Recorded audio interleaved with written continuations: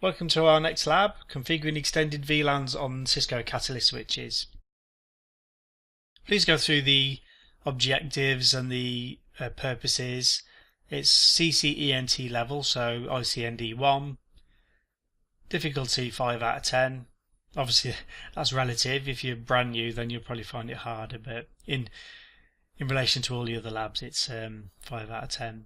So we'll go through the solution, which you can see here and you can print out.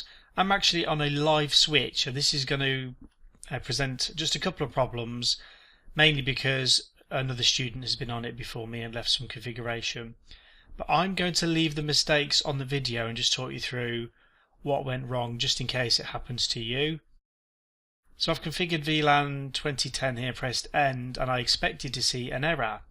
I expected the switch to tell me it couldn't configure this extended VLAN, and it shouldn't do by default. I've issued the show VLAN brief and you can see VLAN 2010 has been created. I've issued show VTP status and somebody has configured the switch before me because it should be in server mode but it's in transparent mode. So easily fixed, config T and then VTP mode server. Now it's given me another error, so I need to wipe that VLAN, the extended VLAN. No VLAN 2010 is the command. To wipe off anything, actually you just type the command out again with the word no in front.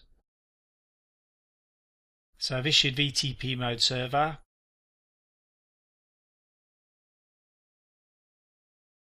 I think I just issued a show version there just to scroll the screen up a little bit.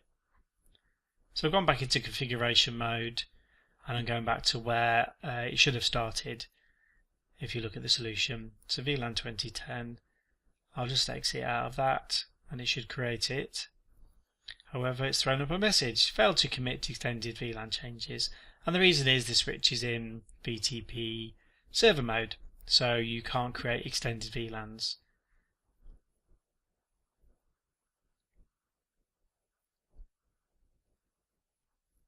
So show VTP status will show us it's in server mode. Now somebody else, as I said, has configured other parameters which we can ignore for the purposes of this lab. You can see maximum VLAN supported is 1005 and some of those are already taken up, as you can see when you issue the show VLAN brief command. So VTP mode transparent, and it's now set to transparent mode, which will let us configure the extended range of VLANs. So the same commands really as in the first lab, 001. You just issue the VLAN numbers and the names if you wish to give it a name. I recommend you do. And I'm following along with the solution on the solution sheet there.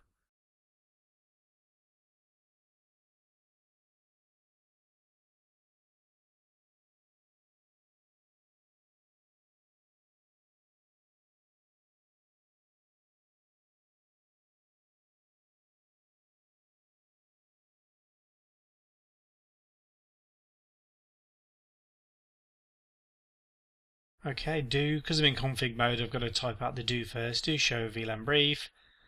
Now I can see 3 of my VLANs here, but not the 4th. So this is another thing that was not expected, because I did configure it. You saw me configure it.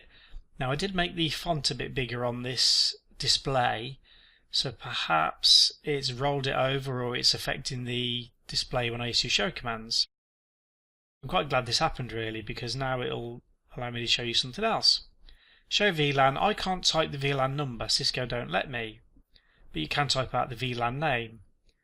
It's a bit strange why they don't let you type out show VLAN 2040, but so I've issued show VLAN name, the support is the name, and you can see it's been created and it's active. Now somebody's already put some ports into this VLAN. Again, somebody else was using the switch before me, but don't worry about that.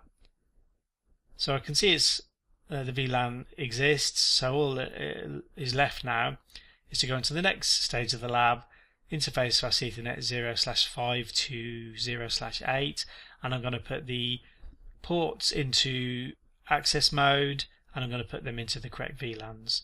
So you can watch me do this and then or follow along if you've got access to a live switch.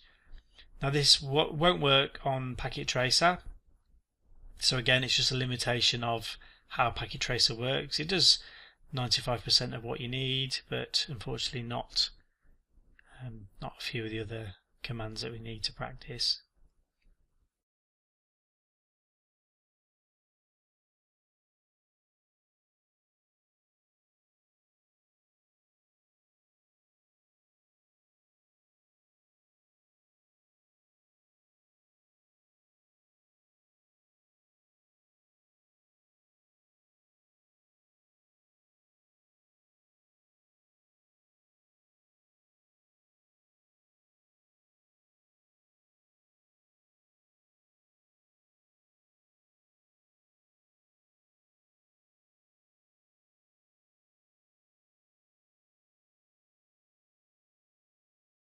Okay, so forget the native VLAN mismatch errors. Again, somebody else has been configuring a switch. Show VLAN brief. I just want to see all my VLANs are created and the correct ports are in there, and it's all working. So that's the end of the lab. Thanks for watching.